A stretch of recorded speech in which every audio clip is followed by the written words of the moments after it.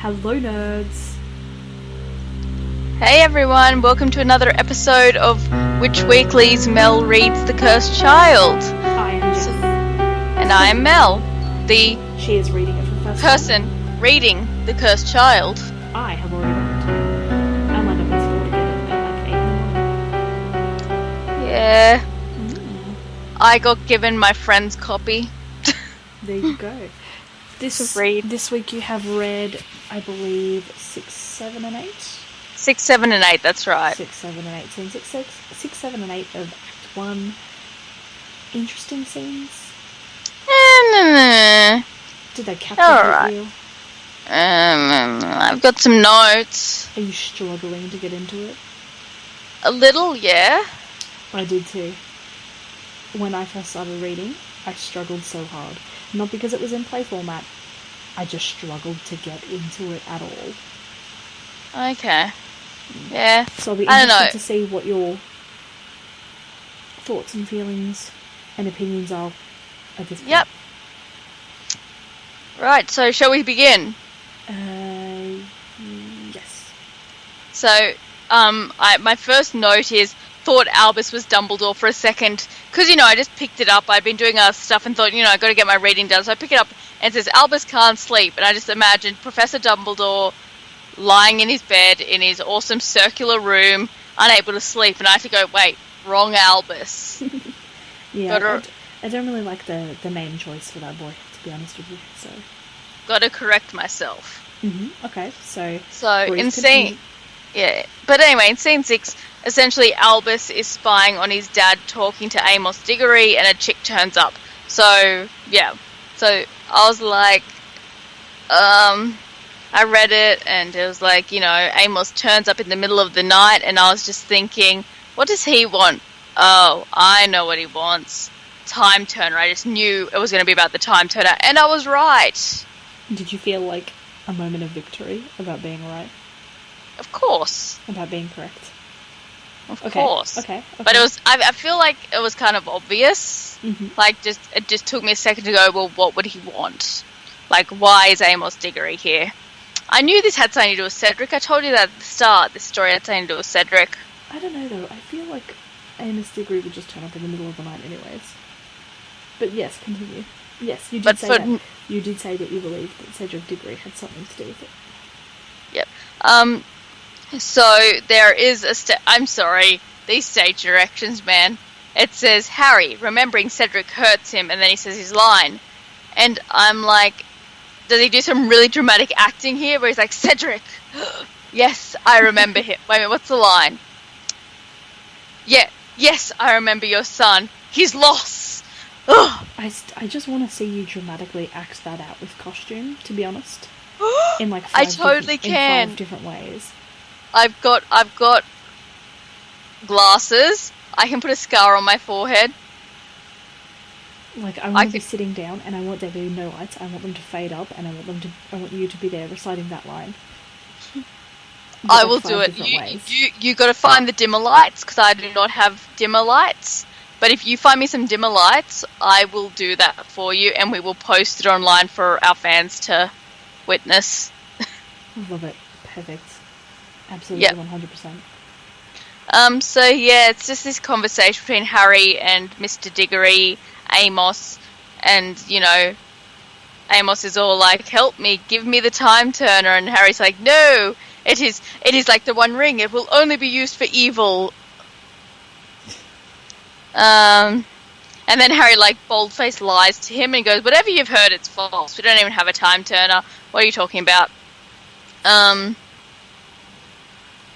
where is it? I'm looking for a line. Oh, Amos says, how many people have died for the boy who lived? I'm asking you to save one of them. So I actually thought about this, and I don't think anyone died for Harry. Well, apart from his parents. But everybody else who died, they died fighting for what they believe in. Fighting to protect... Cause. Yeah, they were protecting Harry because they believed that Harry would bring them salvation. And they were willing to make that sacrifice. So in my opinion, the only people who died for Harry were his parents, who literally threw themselves in front of Voldemort for no other reason than they loved their child, not because he was some chosen one. Actually, you know what that makes... Do you know what I will say about Amos Diggory and that, then? Of course, after your own child has been killed in the company of someone who has had other people around him, you'd think and feel that way. Of course, yeah, but... So I get it, but you're completely valid in saying that not many people actually died for Harry. Yeah, I was just saying I thought of as I was reading it. So then, stage direction, Albus jumps a mile. That must be a really big stage. Does he have, like, spring-loaded shoes? Yeah, it just turns out they've, like, strapped a harness to him, and all of a sudden you just, as Albus leaps. Yeah. Sorry, these stage directions, man. And then, so we meet Delphi. Mm-hmm. And Delphi is a 20-something, determined-looking woman. And she sort of jokes around with Albus and chats with him. Mm-hmm. And says, I'm Amos's niece and I look up after him at St. Oswald's home for the old witches and wizards. And I think... That answers a question. What? Where do wizards go when they're old? St. Oswald's. Yep. They've got nursing homes. That's good. That's cool. So, my first thought was, this is Delphi is Cedric and Cho's love child. My next thought was, I need to see what she looks like. I shall Google this. And then I thought, well, one, I could see a spoiler, so better not. And two, the stage show obviously doesn't make them look like they did in the movies. So, like, you have a black Hermione and stuff. So it wouldn't matter what she looks like. She could still be Cedric and Cho's child. And her appearance doesn't actually matter because she's a 20-something, determined-looking woman. Yes. But I did some maths. So, Cursed Child started 19 years after Harry Potter. Mm-hmm. That's 3 years after Harry Potter the 7th year, which is 3 years after Cedric's death. So that gives us, 21 years. And then we add in another 3 years because Albus is now in his 4th year.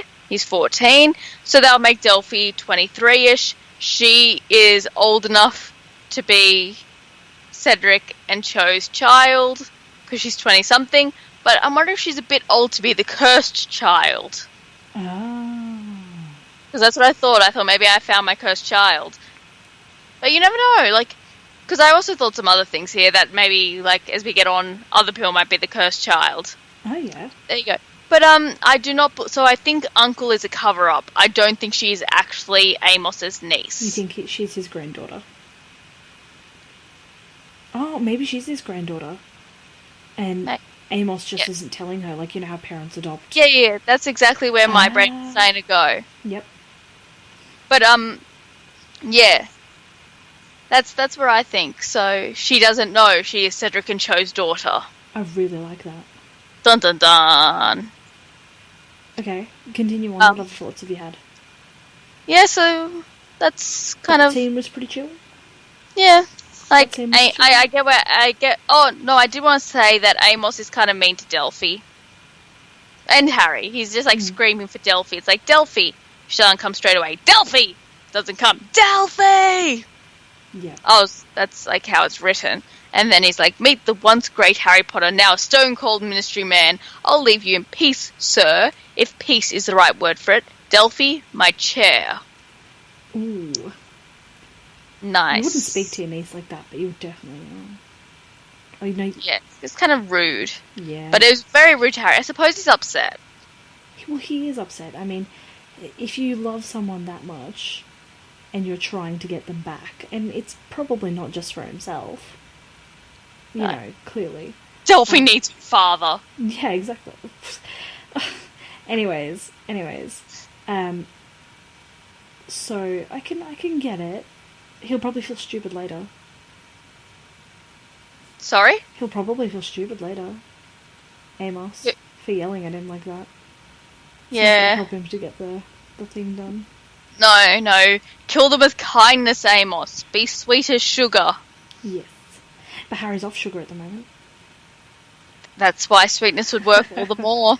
He's craving it. The sugar cravings are real. Okay, well then let's move on from here.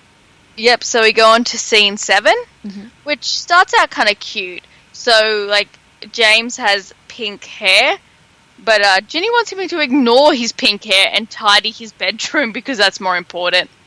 I love that. That is such a mom moment. Yep.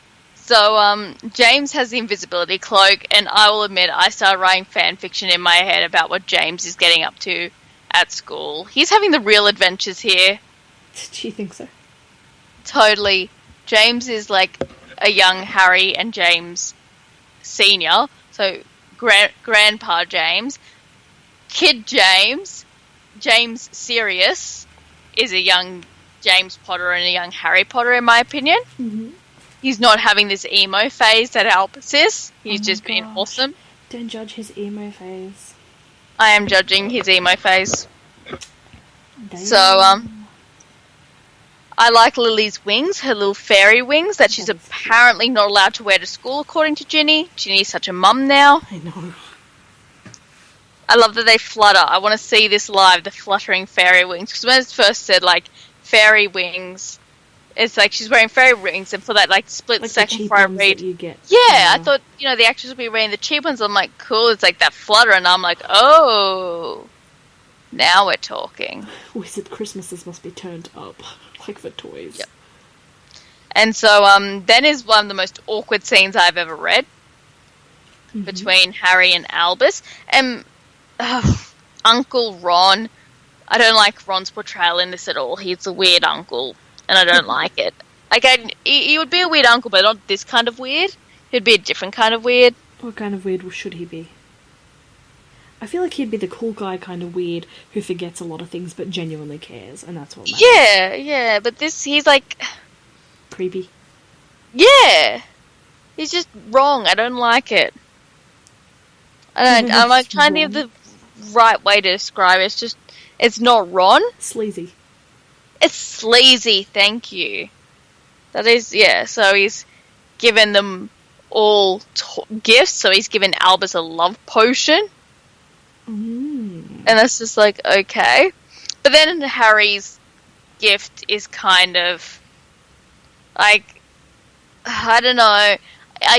So he brings Albus the blanket he was wrapped in as a baby and left on the Dursleys' doorstep. And let's go with my notes. So I sort of skimmed over it at first, that whole blanket thing, and I was like, oh, Petunia's dead. But she kept Harry's blanket all that time, which is kind of cute. Yeah. So, and then Dudley's an upstanding cousin, sending it through to Harry. But we saw him, like, turning good at the end of the 7th. Well, I wouldn't say turning good, but, like, maturing at the end of the 7th book and appreciating Harry. But, the blanket, I get why it's sentimental to Harry, but it's a really lame gift to give your 14-year-old son. I agree. And he's like,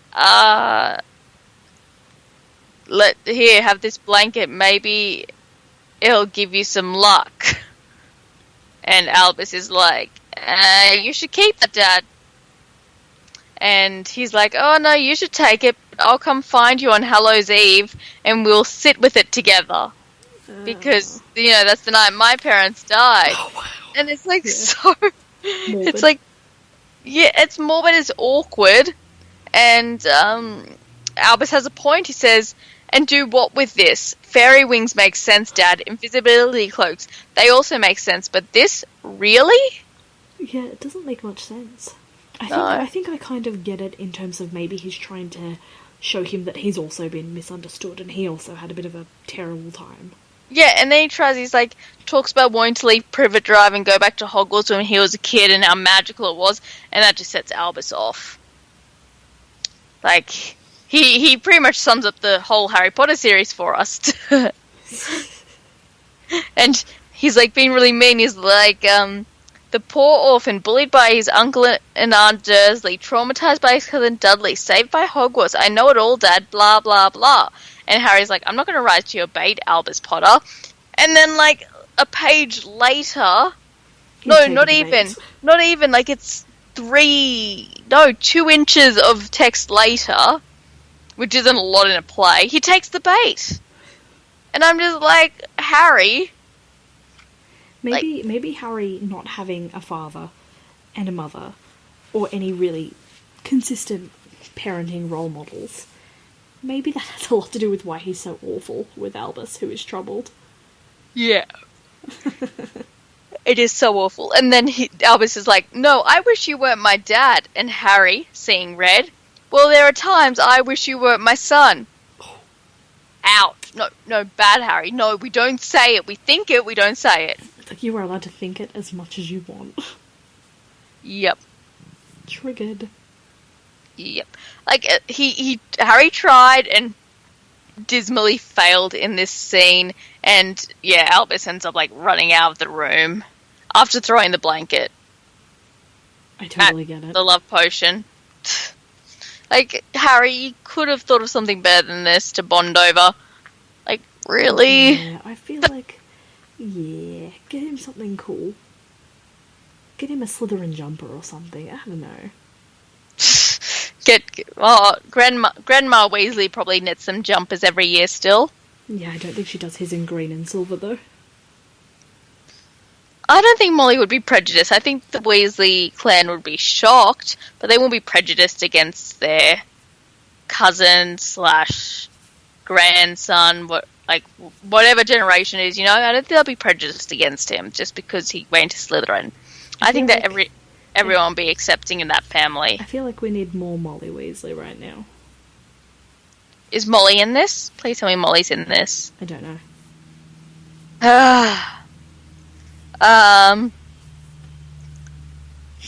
And then I had a note that I realised that James had only just been given the invisibility... James Sirius had just been given the invisibility cloak. So it'd have to be in at least his 5th year. And I think this is a bit late in the game to be giving him this. Of course it's going to help him cause more trouble. He's obviously a troublemaker, you can tell. Mm-hmm. Yeah.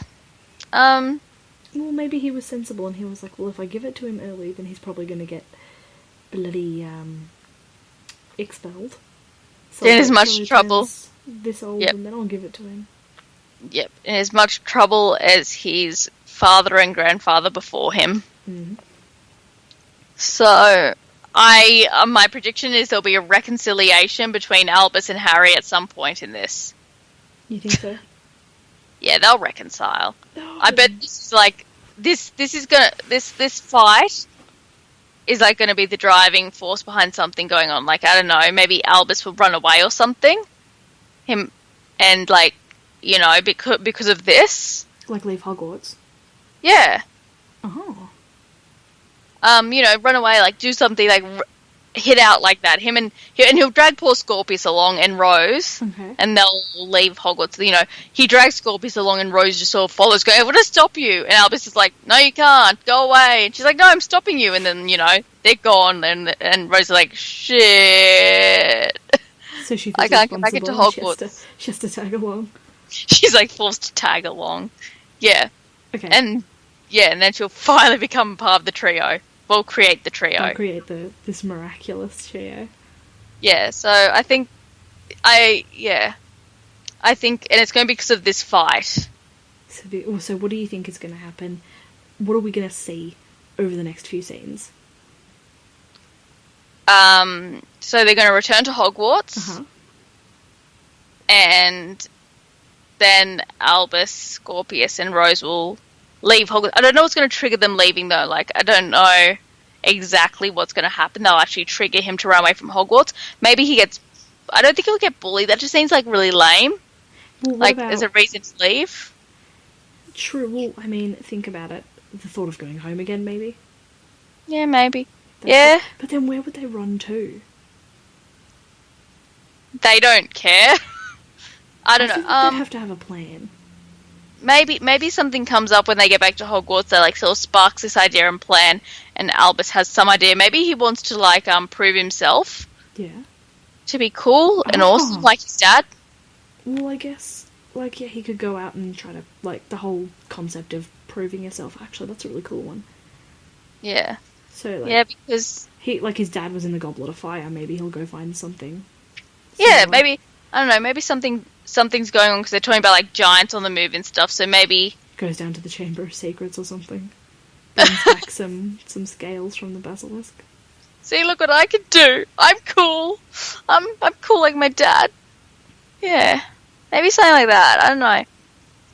But whatever he does, Harry's gonna have to come after him. Do you think And that's so? where the reconciliation will happen. Yeah, No, it's no, Harry Potter. Yeah, but in the stories, nobody ever comes after Harry. Not really. Not Yeah, until but- later but- in but- the books. It's Harry. Harry will come after him. Or maybe it will follow the vein of the books, and He's on his own. No, it's Harry Potter though. but The if he's- story is I know- Harry Potter, and I mean, know, because I the know. next scene's like a dream that Harry has. So Harry's obviously an integral part of this story. Still, it's not Albus Potter and the Cursed Child. I mean, you never know what's going to happen. Harry might not rock up. He'll rock up. He's the hero. Is he the hero? Yes, I mean, yes, he's the main title character, Yes. but is he going to be the hero? of course. He's Harry Potter. Okay, you think so? I think Albus will also prove himself a hero, but Harry will still be a hero. Okay. Alright. And what do you foresee regarding any other characters? I mean, let's just talk about Ron for a second. He's being a bit sleazy. I don't know. We haven't seen much of Ron. I'm wondering if the playwriters don't care about him, Mm-hmm. so we might not see much of him. He'll just be kept to the background. Uh-huh. Hermione will probably help, or maybe Ron will help because you can't just. I can't see them like keeping the trio separate. Like if Harry's doing something, the way Hermione's written, I think should be doing something, which means Ron would be involved somehow, Or maybe not. or maybe not. Like I don't know, but I Because think think about it, that we've seen Hermione and Harry a few times and they've had a fair bit of speaking, but a few times we've only seen him once. hasn't it Like, been twice together. now? Well, or them together twice. Yeah, the train station, Yeah. which was really more seeing off the kids, Yeah. and then there was the scene in Harry's office. So, I mean, Maybe. well, I guess we'll have to see what happens, won't we? Do you have any Yep. other major predictions or thoughts or theories or commentary? Well, we do have another scene to do yet. Oh, yeah. I forgot about that. Moving on. Moving swiftly Yeah, forward. we're doing scene 8. Whoops. So, scene 8 is a flashback. This And- is like a flashback. Yeah, to like the scene when Harry found out. Well, the moment Harry found out he was a wizard on the rock in the shack in the middle of the ocean back in book 1. But the note I wrote down is Cursed Child should have been told Harry Potter and How I Met Your Mother, and be told in the How I Met Your Mother sitcom style. Love it. So, what do you think of that particular scene? It's a pretty interesting Yep. scene to take, to borrow. Yeah. So first I wrote down like halfway through it, paraphrasing this iconic scene really badly. Then I'm like, well, it's a dream, so I suppose that's how they can get away with it because it's a dream, and you know. And then I thought, hey, it's a dream, and I went back and reread it, and I noticed Mm.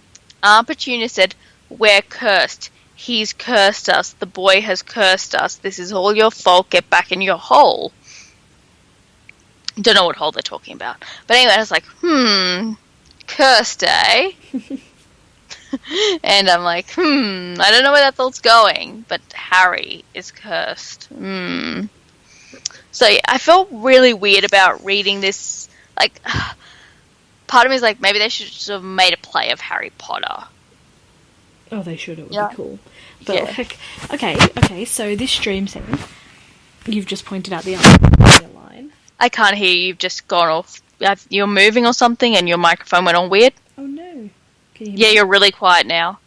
I'm really quiet now. Are you getting louder? Blah blah blah. Yeah, that's better. Okay, so you just pointed out the Aunt Petunia line about being Yeah. cursed. What are you thinking? Any?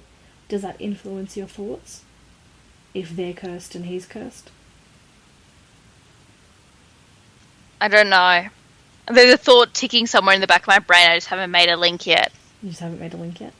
Yeah. I mean, that's a pretty interesting way to change the shape of the scene. Yeah. Kind of makes you think that Aunt Petunia might have been slightly more aware But it's a dream is the other thing I've got to keep reminding myself. Yeah, but in your dream, you can recall things better than you can when you're conscious. You can Yeah, recall but smaller details and re-examine them. mm, I'm not necessarily saying that it was something that happened in canon. That line is certainly not in the first book, but get back in your hole, Harry. what does Sorry. that make you think? The get back in your Just what hole. does that make you think? I just had this image of Harry crawling in a hole. Oh, God.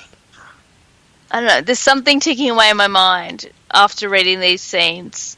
I don't know where it came from, but there's something that I'm missing. You feel like you're missing a link? Yeah.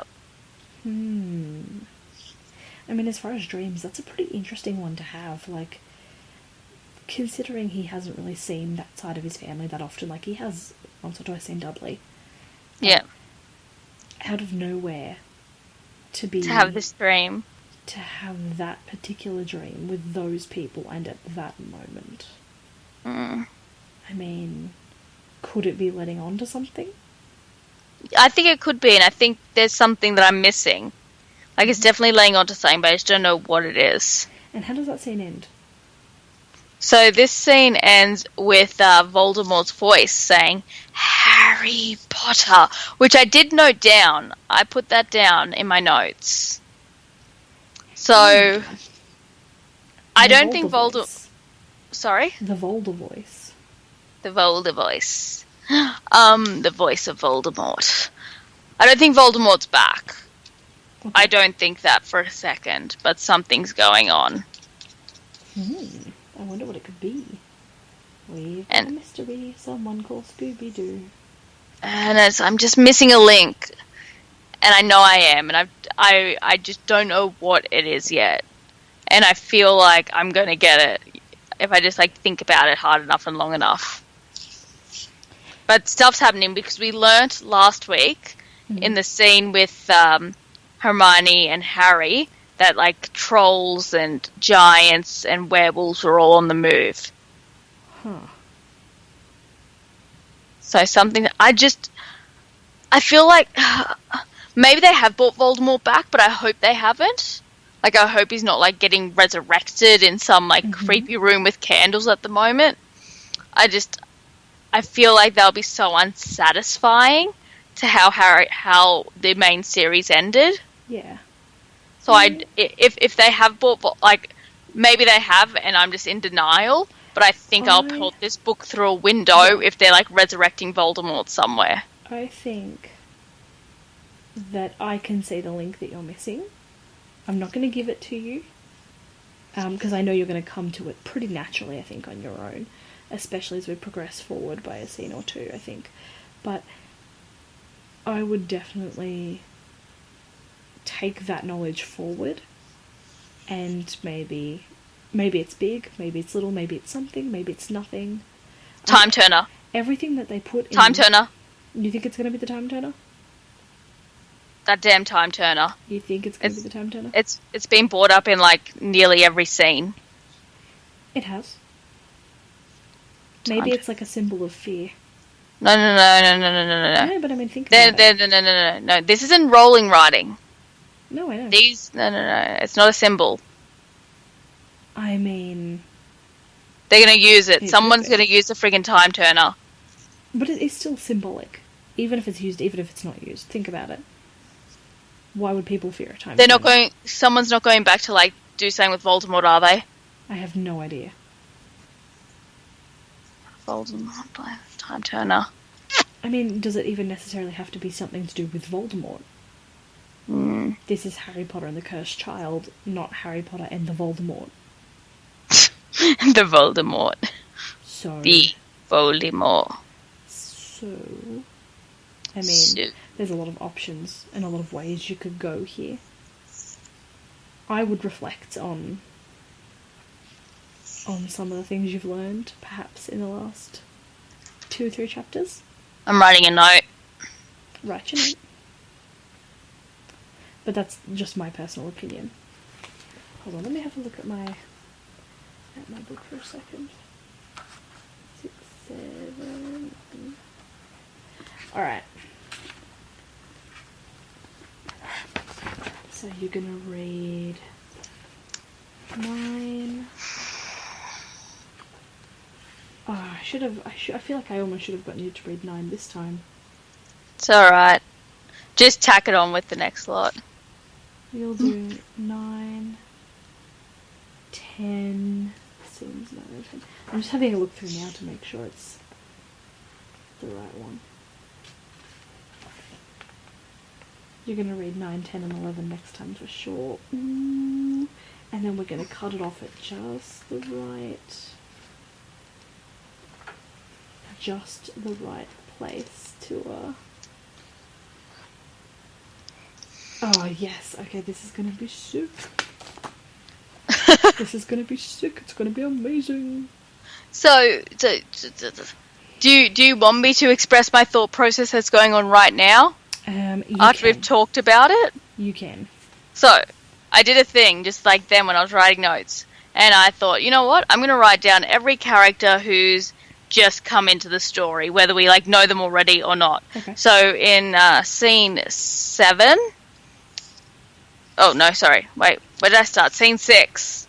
We had Amos and Delphi. Mm-hmm. So we know Amos, we don't know Delphi. She hasn't been in anything before. Mm-hmm. She, like, wasn't alive. Well, yeah. And then we've met Lily and all them. But then we've come and we've seen the Dursley. So we Petunia, Dudley, Mm-hmm. Vernon, and we've seen Hagrid. So I just sort of noticed Delphi's the only... Actually, in fact...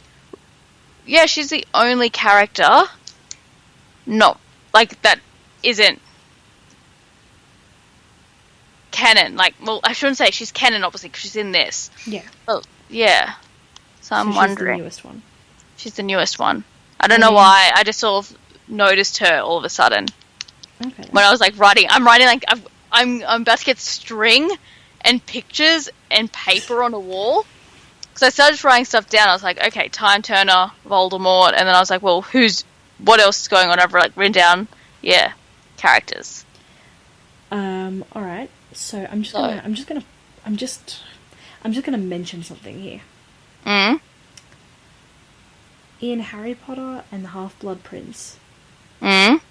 we had known the prince all along, Yep. and that's where I'm gonna leave that.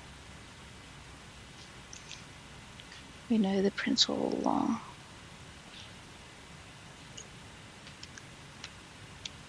Okay, I've got some thoughts. Okay. So I just want that to, like, be a thought for you.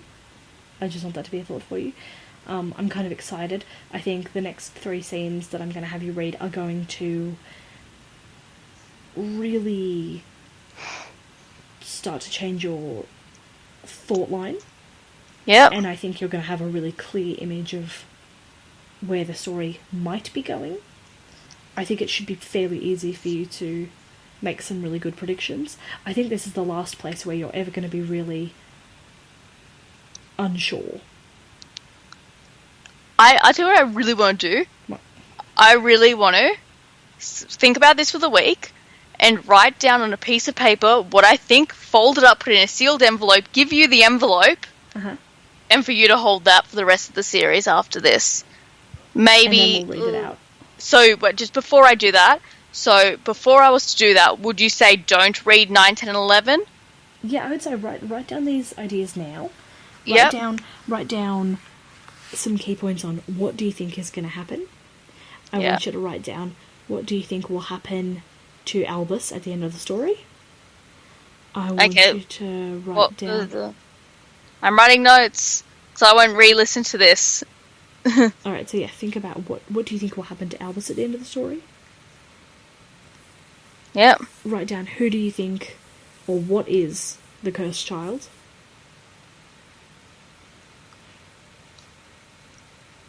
Yep. What else is there? Is there relevance to the Time Turner? Like, what's going to happen? Is it going to be a sham? Or is it going to be, is it going to be a red herring? Or is it going to be actually relevant? Yep. And just any other wild card predictions and... okay, so do this before I read 9, 10, and 11. Yep. Because I think this is the Okay. last place at which you'll ever actually be like, ooh, I'm not sure what direction every character's going to take, or I'm not sure where this will go to or that will go to, because I think the next few scenes won't tell you everything, and there are going to be some surprises along the way. But I Yep. think they will start to shape a lot for you. I'm going to go back and reread everything up to this point. I'm going to do some meditation. Yep. Yep, I'm going to really think on this. Do.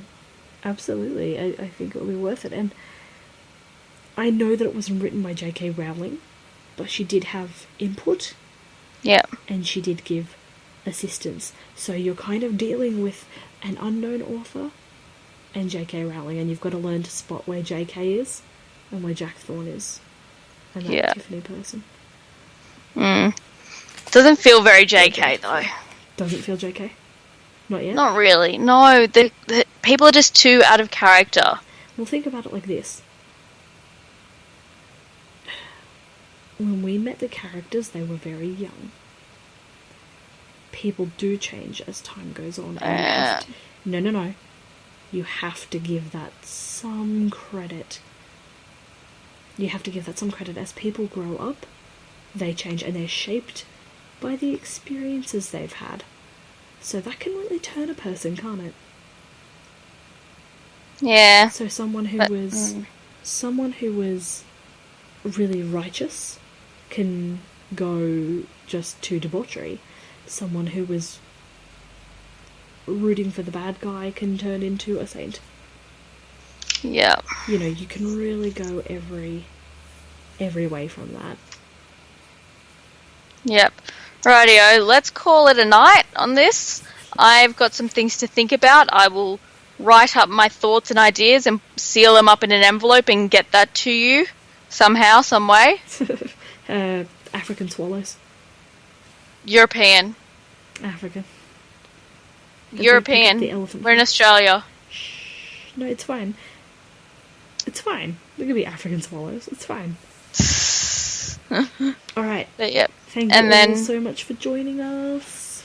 So next time we'll be reading 9, 10, and 11, so get your reading in. Yeah, let me double check that. Double checking while I keep writing my awesome thoughts and bits of the puzzle. 9, 10, and 11. Oh, I forgot about that. Am I going to like get all the answers in a minute? No, you're like when I not. read. When you hit the end of these three, I predict, my personal prediction, is that when you get to the end of the reading that I have assigned to you, you're going to have a fit. A good fit or a bad fit? I predict a bad fit.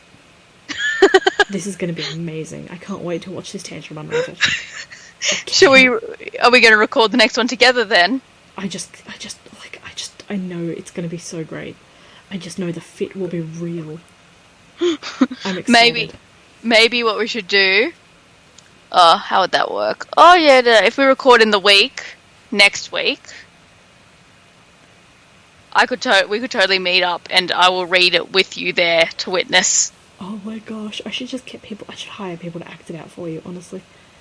Oh, you can't do that, but like, I should. I'm sure we could find a motley crew of people to act out the scenes. Oh, I can't wait. I cannot wait. Alright. Thank you all so much for joining us. Please let us know your thoughts and theories so far. Yep. Try not to spoil it if you've already read it. And yeah, we will see you again real soon with more answers. Yep, so find us on social media.